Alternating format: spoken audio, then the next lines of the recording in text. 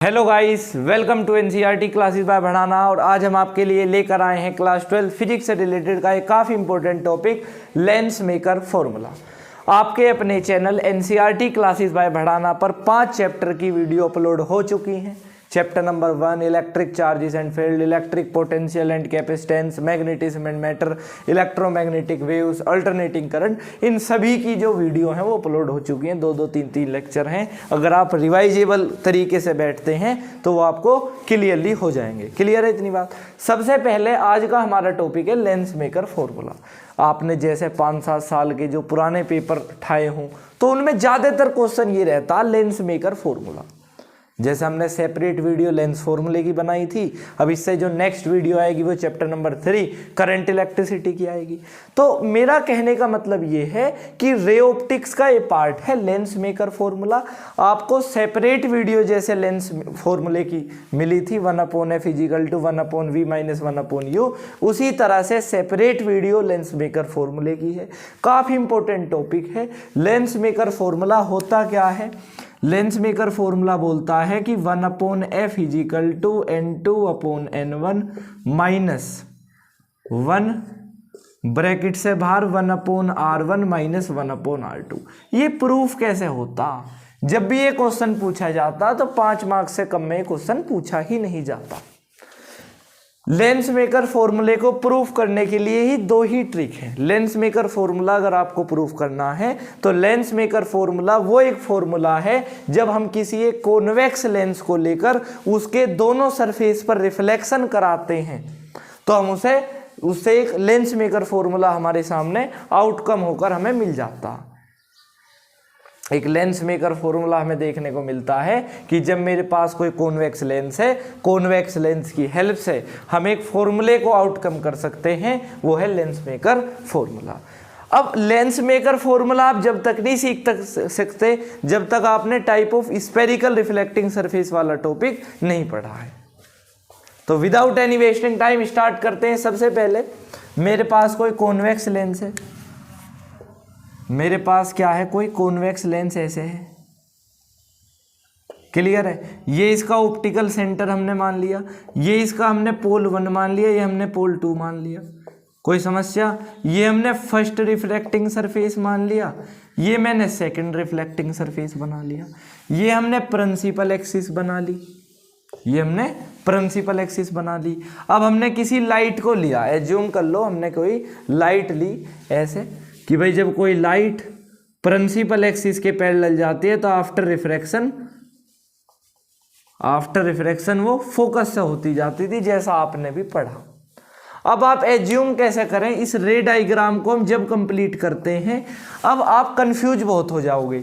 जैसे दोनों reflecting surface साथ हैं तो जब हम इन पर रिफ्लेक्शन कराएंगे तो आप कंफ्यूज हो जाएंगे। सबसे पहले मैं 1 refracting surface consider first reflecting surface, मैं पहला रिफ्लेक्टिंग सरफेस को कंसीडर करता हूं, ये वाला। ये कोई प्रिंसिपल एक्सिस है, ये मेरे पास पोल है P1। कोई समस्या है यहाँ तक? नहीं। इसकी थिकनेस, इन दोनों की थिकनेस हमने मान ली, मतलब दोनों जो सरफेस हैं उनके बीच की थिकनेस T। मैं सिर्फ इस सरफेस की बात कर रहा हूं, दोनों अलग अलग सरफेस के डायग्राम को कंबाइन कर ही हम उसे बनाएंगे, यानी बनाने में कुछ नहीं है। सबसे पहले हमने क्या करा, किसी रे लाइट को हमने यहाँ से चलाया। कोई जो रे लाइट है वो रेयर मीडियम से RM से डेंसर मीडियम में जा रही है। ये हमारे पास रेयर मीडियम, ये मेरे पास कोई डेंसर मीडियम। अब जब कोई लाइट रेयर मीडियम से डेंसर मीडियम में जा रही है तो किधर बेंड करती है? वो डिपेंड करता है, जब हम पहले नॉर्मल बना देते हैं, जिस लाइट से ये टकराई है उसके जिस सरफेस से ये लाइट टकराई है उसका सेंटर ऑफ कर्वेचर बनाओ और नॉर्मल बना दो। हमने ऐसे नॉर्मल बना दी। अब जब कोई लाइट रेयर मीडियम से डेंसर मीडियम में चलती है तो वो टूवर्ड्स द नॉर्मल बेंड करती है, तो ये इमेज I1 यहाँ पर बना लेगी। हम डिस्टेंस लिख देंगे कि पोल से सेंटर ऑफ कर्वेचर तक की जो दूरी है वो रेडियस ऑफ कर्वेचर R1 होती है। ये ऑब्जेक्ट से पोल तक की दूरी हमारी U होती है। ठीक है, U ही हम करेंगे क्योंकि ऑब्जेक्ट तो बस हम पहली बार ही मानते हैं। उसके बाद ये सारी बातें होगी। इमेज तक की दूरी को मैं क्या मान लूँगा? इमेज तक की दूरी को मैं मान लूँगा V1। कोई समस्या? फाइनल इमेज को हम मान लेंगे V2, V निखालिस मतलब V मान लेंगे, इसे हमने मान लिया V1। क्लियर है इतनी बात? अब हमें फर्स्ट रिफ्लेक्टिंग सरफेस से I1 इमेज प्राप्त हो गई। अब जो दूसरा रिफ्लेक्टिंग सरफेस होगा, पहले रिफ्लेक्टिंग, ध्यान से समझेंगे, पहले रिफ्लेक्टिंग सरफेस के लिए जो फर्स्ट रिफ्लेक्टिंग सरफेस है, फर्स्ट रिफ्लेक्टिंग सरफेस की जो इमेज होती है वो दूसरे रिफ्लेक्टिंग सरफेस के लिए एज अ ऑब्जेक्ट बिहेव करती है। क्लियर है इतनी बात? अब मैं सेकंड रिफ्लेक्टिंग सरफेस क्रिएट कर रहा हूं। अब मैं आपको बता देता हूं कि हमने अकॉर्डिंग टू रिफ्लेक्टेड या spherical reflected, spherical refracting, spherical, यहां पे लिख देता हूं मैं स्पेरिकल, स्पेरिकल रिफ्लेक्टिंग सरफेस वाले टॉपिक में पढ़ा था सरफेस में कि भाई जब कोई इंसिडेंट रे रेयर मीडियम में होती है तो उसके लिए formula N2/V - N1/U is equal to N2 - N1/R होता, N2 - N1/R होता। आप सर्च करें type of spherical reflecting surface by NCERT classes bye पढ़ाना, तो ये वाले जो प्रूफ हैं वो क्लियर पहले ही हो जाते हैं। अब U हमने U मान लिया, V1 को हमने V1 मान लिया, R1 को हमने R1 लेट कर लिया। जैसे हमने ये वैल्यूज को पुट करा R1 R2 जैसे भी हम पुट करेंगे तो हमने R1 वगैरह मान लिया कि भाई ऑब्जेक्ट हमने पहली बार मानना। अब फर्स्ट रिफ्लेक्टिंग सरफेस की जो इमेज है वो दूसरे के लिए एज ऑब्जेक्ट बिहेव करती है, यानी कि इसकी इमेज दूसरे रिफ्लेक्टिंग सरफेस के लिए एज ऑब्जेक्ट बिहेव करती है। तो consider second reflecting surface. Clear है इतनी बात? अब सेकंड रिफ्लेक्टिंग सरफेस ऐसा है, ये मेरे पास प्रिंसिपल एक्सिस है, ये हमने इसका मान लिया पोल P2। क्लियर है? अब इमेज ये बनी थी भाई, इमेज कुछ यही तो बनी थी, इमेज हमारी बनी थी ये I, और जिसे हम O2 भी बोल रहे हैं, I1 और O2, कि भाई इस रिफ्लेक्टिंग सरफेस के लिए जो इमेज है एज ऑब्जेक्ट का काम कर रही है, दूसरे सरफेस के लिए एज ऑब्जेक्ट का काम कर रही है। अब ये जब कोई इंसिडेंट रे ऐसे टकराई, हमने मान लिया कि भाई इस सरफेस के लिए ये ऐसी इंसिडेंट रे है, ऐसे आ रही है इंसिडेंट रे है, ठीक है। अब इंसिडेंट रे कहाँ जाएगी? जिस सरफेस पर वो टकराई हम इसे नॉर्मल बना लें। मैंने नॉर्मल बना दिया ब्लैक से कि भाई ये नॉर्मल हो गया। और नॉर्मल हम कहाँ से बनाते हैं? जहाँ पर इसका जिस सरफेस से टकराई है उसके सेंटर ऑफ कर्वेचर से लाइन को मिला देते हैं। अब ये लाइट कैसे जाएगी? ये लाइट पहले यहाँ पर जाएगी कि जब कोई लाइट, आप ऐसे मान के चलें कि जब ये कोई लाइट रेयर मीडियम, क्योंकि ये वाला जो अंदर पोर्शन है वो कौन सा है? ये डेंसर मीडियम है और ये रेयर है। जब भी ये रेयर था ये डेंसर था। जब कोई लाइट रेयर से डेंसर में जाती है, रेयर से डेंसर में, तो टूवर्ड्स द नॉर्मल बेंड करती है, तो कुछ ऐसे बेंड कर गई ऐसे। तो इसने फाइनल इमेज कहाँ पर बना दी? जैसे आप बिल्कुल क्लियर नहीं हो पा रहा है, यहाँ से ऐसे गई लाइट और वापस आके इसने कहीं यहाँ इमेज बना दी I2। इसने यहाँ पर फाइनल इमेज बना दी I2। कोई समस्या? कि भाई इसके लिए एज इंसिडेंट रे थी, इंसिडेंट रे थी। जब कोई लाइट रेयर से डेंसर में जा रही है तो किधर मूव करेगी? टुवर्ड्स द नॉर्मल, यानी कि नॉर्मल की तरफ। कुछ इधर इधर कुछ बेंड कर रही है। अब जब इनने इधर बेंड करा तो लाइट ने क्या करा? लाइट ने इस वाले सरफेस से रिफ्लेक्ट होकर यहाँ पर इमेज बना दी, जो दूसरा रिफ्लेक्टिंग सरफेस होगा। ठीक है, मैं एक बार इसे दोबारा सही कर देता हूँ, क्योंकि ऐसे इसने यहाँ पर इमेज बना दी। ठीक है, लाइट ऐसे गई और इसने इस सरफेस से रिफ्लेक्ट होकर यहाँ पर I2 इमेज क्रिएट कर दी, यहाँ पर I2 इमेज बना दी। मैंने डिस्टेंस बता दी कि भाई पोल से I2 तक की जो दूरी है वो फाइनल इमेज V है। इसके लिए ये वाली जो डिस्टेंस है पोल से, अब I1 की जो इमेज है उसके लिए तो V है, लेकिन ये ऑब्जेक्ट डिस्टेंस है तो U2 है। कोई समस्या? अब हम इन दोनों डायग्राम के माध्यम से इस वाले डायग्राम को कंप्लीट करेंगे।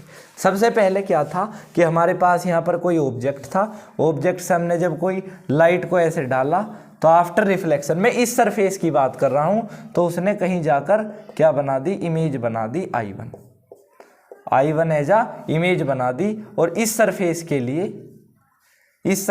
लिए इमेज दूसरी कौन सी बन गई? इस सरफेस के लिए इमेज जो फाइनल बन गई वो I2 बन गई। दोनों को मैं कंबाइन कर रहा हूं और कुछ नहीं कर रहा, दोनों को मैं कंबाइन कर रहा हूं। इसका I1 पहले की इमेज दूसरे के लिए एज ऑब्जेक्ट का काम करती है, ध्यान रखेंगे। अब ये यहाँ से यहाँ तक की दूरी मैं चाहे v1 कह दूं, भाई यहाँ से यहाँ तक की दूरी फर्स्ट की इमेज यानी कि v1, चाहे मैं इसे u2 भी बोल सकता हूँ कि भाई दूसरे की ऑब्जेक्ट डिस्टेंस u2।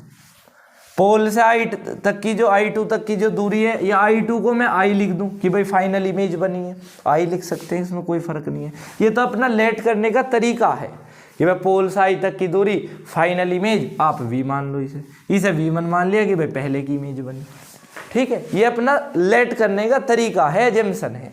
क्लियर है। अब सेकंड रिफ्लेक्टिंग सरफेस के लिए जो फॉर्मूला लगेगा, according to the spherical refracting surface का, ठीक है, रिफ्रैक्टिंग सरफेस का, कि भाई ये मेरे पास कोई रेयर मीडियम है और इधर हमारे पास डेंसर मीडियम है, ये रेयर है ये डेंसर है। हमने एज्यूम ही तो करा कि ये रेयर मीडियम है ये डेंसर मीडियम है। तो उसी तरह से जब कोई लाइट रेयर मीडियम से डेंसर मीडियम में जाती है तो type of spherical reflecting surface का फॉर्मूला ये आता, जब कोई लाइट डेंसर मीडियम से रेयर मीडियम में जा रही है, आप इसे एज्यूम कर लें कि भाई ये इधर का रेयर मीडियम है, लेंस है इधर का, और इधर का डेंसर मीडियम है। कोई समस्या इसमें नहीं होनी चाहिए। तो स्फेरिकल रिफ्लेक्टिंग सरफेस का फॉर्मूला बदल जाता और वो लेंस स्नेल्स लॉ की हेल्प से बदलता, कि जहां पर हमने फॉर्मूला पढ़ा sin i upon sin r is equal to n2 upon n1। कोई समस्या कि भाई जहां पर इंसिडेंट रे रहेगी sin i रहेगा, जैसे sin i upon sin r is equal to n2 upon n1, कि इंसिडेंट रे अगर रेयर मीडियम में तो रेयर मीडियम का रिफ्रैक्टिव इंडेक्स क्रॉस में आना चाहिए। तो उसी तरह से type of spherical reflecting surface की आप अगर वीडियो देखोगे तो n1 n2 की वैल्यू चेंज हो जाती है। यहाँ जाता है n1 upon v minus n2 upon u is equal to n2 minus n1। इन n2 n1 की वैल्यू सेम रहती है। ये इक्वेशन होगी सेकेंड। अब इसमें मैं चेंज क्या कर सकता हूँ कि भाई यहाँ पर मैं क्या लिख दूँ, u2 ऑब्जेक्ट की बात है, r2 लिख दूं तो n1 upon v final image, n2 u2 को क्या लिख सकता हूं मैं, जो ये हमारा u2 है इसे मैं क्या कर सकता हूं, जो हमारा यहां से यहां तक का जो u2 बना, जो दूसरे का ऑब्जेक्ट है, मैं इसे v1 माइनस t लिख दूं कि भाई ऑब्जेक्ट डिस्टेंस जो होगी वो तो यहां से होगी ना, कि भाई u2 पूरा ये है, मैं इसे v1 में से इसे t को माइनस कर दूं तो मैं इसे v1 माइनस t लिख सकता हूँ is equal to n2 minus n1 upon r। अब t क्या है, t is the thickness, T हमारी क्या है, thickness of convex lens, thickness of convex lens, ये क्या है, थिकनेस ऑफ कॉन्वेक्स लेंस। तो नेग्लेक्टेड, मैं इसे क्या कर रहा हूँ, मैं इसे नेग्लेक्ट कर रहा हूँ। नेग्लेक्ट करने के कारण ये जो इक्वेशन नंबर फर्स्ट और सेकंड है हम इसे इक्वल प्रूफ कर देंगे from equation first and second. पहली दूसरी इक्वेशन को देखते हुए सिंपल रखेंगे कि n2 upon v1 minus n1 upon u is equal to, sorry, left hand side वाला जो पार्ट है वो लेफ्ट हैंड साइड के साथ जुड़ेगा और राइट हैंड साइड वाला पार्ट राइट हैंड साइड के साथ जुड़ेगा। तो आप ऐसे लिख दें इसे कि plus n1 upon v minus n2 upon v1 is equal to n2 minus n1 upon r1 plus n2 minus n1 upon r2। जब आप इसे सोल्व करेंगे तो आ जाएगा क्या कि 1 upon f is equal to n2 upon n1 minus 1 upon r1 minus 1 upon r2। और यही हमारा लेंस मेकर फॉर्मूला है। थोड़ी सी स्पेस की कमी की वजह से मैं इसे सोल्व नहीं कर रहा हूँ। तो इसमें सिंपल क्या करेंगे कि n1 अपॉन v और n1 माइनस u, जो n वाला पार्ट है n1 वाला उसे इधर ले आएंगे। ठीक है, 1 अपॉन f आ जाएगा कि भाई लेंस मेकर फॉर्मूला बोलता कि 1 upon f is equal to 1 upon v minus 1 upon u। कोई समस्या इसमें होनी चाहिए। अब इसमें 3 केस है, मैं लिखवाई देता हूँ, एग्जामिनर बहुत क्वेश्चन पूछता है इनसे। Consider case 1। केस 1 ये बोलता है कि जब n1 n2 के बराबर है, रिफ्लेक्टिव इंडेक्स आपस में बराबर है, तो जो फोकल लेंथ है वो इन्फिनिटी होगी।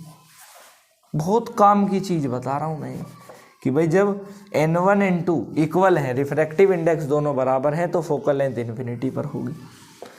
Consider case second.